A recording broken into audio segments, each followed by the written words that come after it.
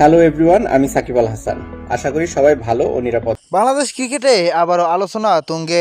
সাবেক অধিনায়ক তামিম ইকবালকে ঘিরে নেতৃত্ব ও সিদ্ধান্ত নিয়ে প্রশ্ন ওঠার মধ্যেই লাইভে মন্তব্য করছেন তারকা অলরাউন্ডার সাকিব আল হাসান।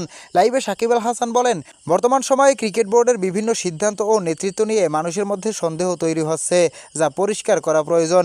তিনি আরও বলেন, বাংলাদেশ ক্রিকেটে টিকে থাকতে হলে সবচেয়ে গুরুত্বপূর্ণ বিষয় হলো যোগ্যতা, সততা আর পারফরমেন্স। এই জায়গাগুলোতে কোনো ঘাটতি থাকলে সেটা বেশি দিন টিকতে পারে না।